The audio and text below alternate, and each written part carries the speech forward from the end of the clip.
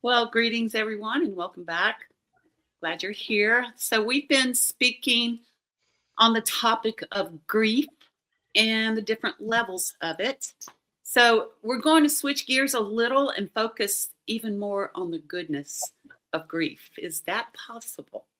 So, we know the most intense grief ever in Scripture was Yeshua in the Garden of Gethsemane. You can find that.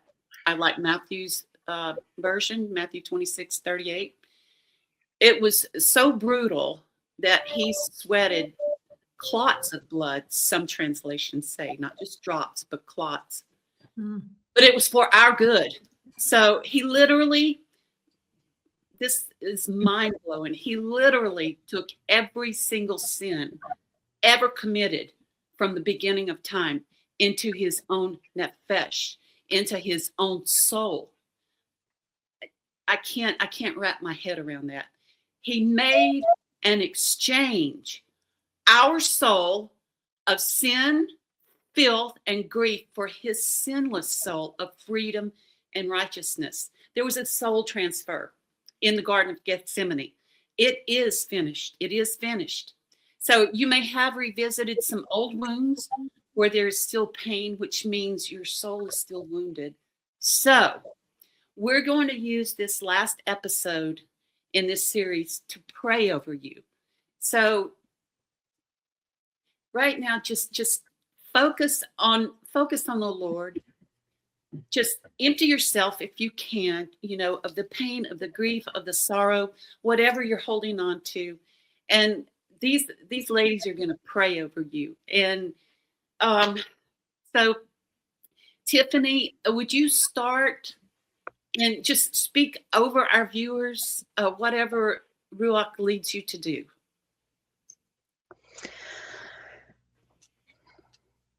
Heavenly Father, Jehovah, I thank you for every person watching this, Father. I thank you for grief, Father. I thank you for sorrow because it is well known by you. It is well known by our King, Yeshua. And when we experience it, we are like you more. Father, I thank you that you don't ever leave us where we are in our grief, that you are very present, Father, with us. So I lift up everyone who may have found some areas that need healing, Father, still. And Father, I come against all bitterness right now in Yeshua's name. I ask that you take the axe to the root of bitterness in our hearts in Yeshua's name, and that you just take those branches and cast them into your all-consuming fire. Father, I thank you that the true branch, our Netzed, Yeshua HaMashiach, is the branch that makes the bitter waters sweet. So I just ask for that branch, Father, for Yeshua to sweeten the bitter waters in our hearts, Father. I thank you that you make space for repentance. You make space for relief, Father, for peace, for shalom, for restoration.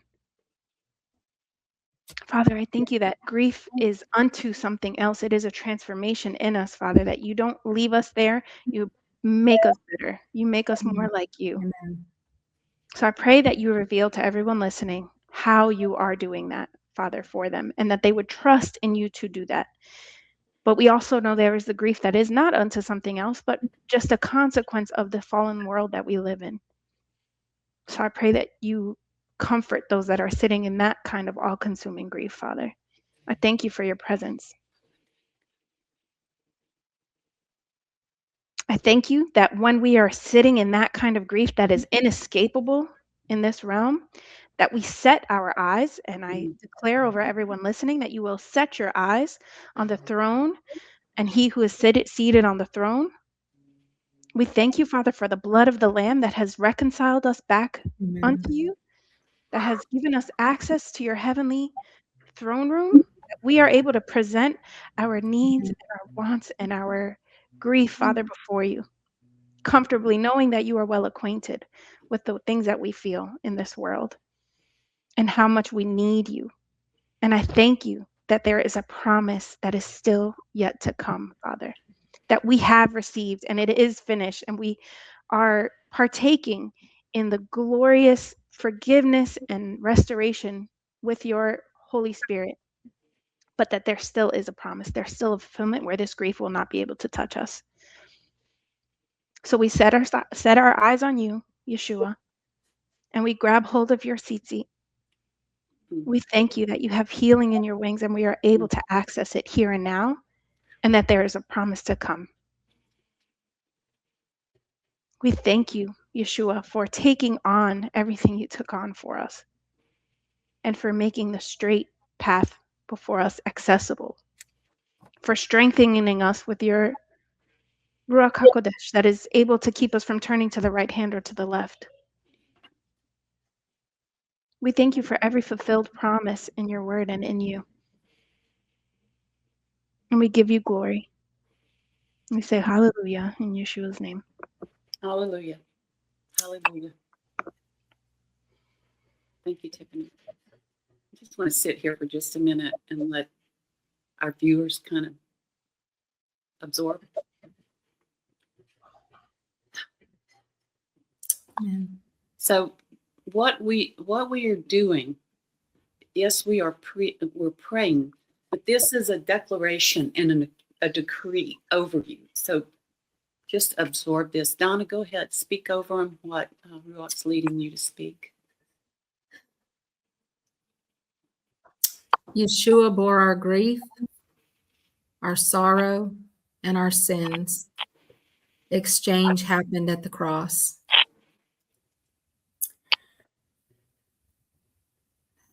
Father, we praise you. We thank you. Where grief has taken up residence, we speak eviction. Where sorrow has become identity, we speak freedom, your freedom. Where wounds remain open, we speak the balm of Gilead, your healing. Father, grief may visit, but it doesn't get to stay. Sorrow is real, but it is not sovereign. Yahovah is near, and he restores the soul. Father, we thank you that you are near. We thank you that you restore. We thank you for the way you protect us, for the restoration. Lord, we thank you that you allow grief, that you comfort us through the grief, that you use grief to draw us closer to you. Again, Father, it's not grief in and of itself, but what we do and we allow you to do. And Father, we thank you and praise you that you restore our soul, that you finish what you begin, and that grief does not get the final word. You, our Lord and Creator, get the final word. And we just thank you and praise you for that. Give people permission to evict grief. It has been lingering and become a focus. Nothing should have control of our lives but your Holy Spirit. So if grief has taken control of someone's life, Father, we just pray that it is evicted right now. It has no authority. You are our authority. You are our covering. And I praise you that while we go through a season, we do not live in that season. Restore us, refresh us, heal us. In Yeshua's mighty name we pray.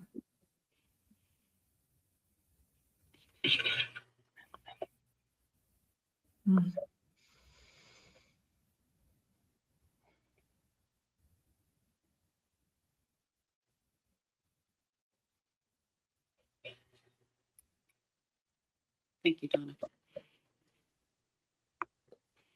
Abia?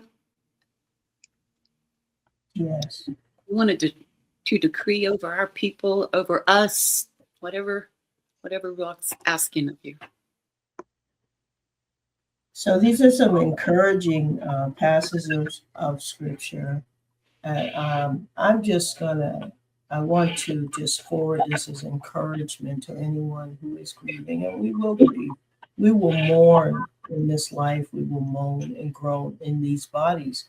But the encouragement is that this is not our final destination. Amen. I'm encouraged by that. And grief has, the Father uses all things. He's in control of all things. Grief can be a tool to help us connect to him. When we're doing well, everything's going well, we go about our lives, and sometimes we can forget that connection. The Father has different ways of allowing certain things to come into our lives to help us reconnect to him, because he wants to be involved in our lives, and that's how much he loves us. He wants that connection, like a loving father. So here's 2 Corinthians 4:8. Now we have this treasure in jars of clay. It's our bodies, to show that this surprisingly great power is from Yah and not from us. We are hard pressed on all sides, but not crushed, perplexed, but not in despair, persecuted, but not forsaken, struck down, but not destroyed. That's, that in itself, it's just hope at every ending of each one of those, verses here. And also Romans 8:35-37. Who shall separate us from the love of Messiah, Yeshua? Trouble or distress or persecution or famine or nakedness or danger or sword? As it is written, for your sake we face death all day long. For your sake we are considered as sheep to be slaughtered. No, in all of these things we are more than conquerors through him who loves us. So grief in itself, I personally, I know these are all different, just different things. It's hard. Yeshua went through a lot of grief. He went through so much grief that he sweat blood. But look at the purpose behind it. So I've learned in my walk, while it's not comfortable to go through these, no, the flesh hurts, it moans, it groans. But I know that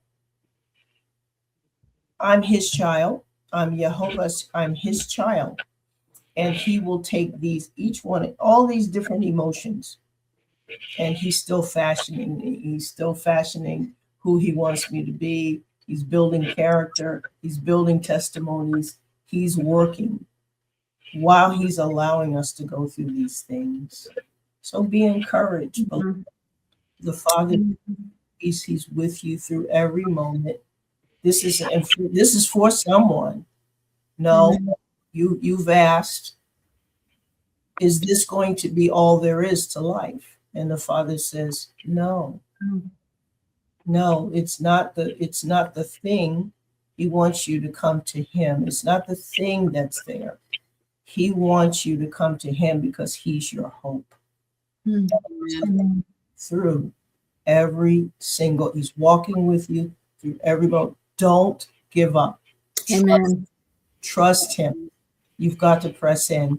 He wants you to press into him and trust him.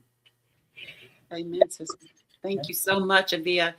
So I want to remind everybody that's watching, we have on our website a prayer wall. It's michaelrood.tv/prayer. And feel free to submit a prayer. And there are intercessors standing by. They're ready to pray and lift you up in prayer. So that being said, Angie, can I just share real quick? I feel like the Lord is, please. I read a thing a little while back that it said, if you knew the trial was going to be 60 days, would you give up on day 59? And I feel like there's somebody out there right now that is on day 59. Whatever day you're on day 59, don't give up. Your breakthrough is coming. Right. Your breakthrough is coming. And so, Father, I just speak your blessings over these viewers, Lord. So many of us, myself included, I feel like are on day 59 and day 60 is coming. And Lord, just give us the strength, the wisdom, the guidance, the peace that we need to get to day 60. Yes, And I praise you that you are faithful and worthy and holy to fulfill your promises to us. Thank you. Day 60 is coming. Hold us close to you always, but especially on day 59. And I thank you for that. In Yeshua's name, mighty name, amen. Amen. So grief, I'm going to close with this. Grief definitely has its place, but we cannot allow it to take over our soul and become an idol, which is anything that exalts itself above the knowledge of Jehovah. I've been where the grief is so deep, I can't even think of God. I can't even think of his wisdom. And it became an idol. Seriously, the grief was so deep, it became an idol. That's all I could focus on. But there is a way out of grief. Hallelujah. Amen. So Amen. find scriptures that support your issue and declare them over yourself Amen. until you start seeing some freedom, some changes. Be diligent. Day 59. Be diligent. Be steadfast, focused, and intentional. He will not fail you. Mhm. He won't. He will not fail you. Everything, every answer pertaining to life and godliness is in Scripture. We just need to read the manual and decree it out loud. Amen. There's a lot of people who just think it. No, he wants us to speak it out. That's how the world was created. When he spoke, it was. That's right. And so, thank you so much. Until next time, we love you. Happy New Year. Shalom, shalom, and Maranatha.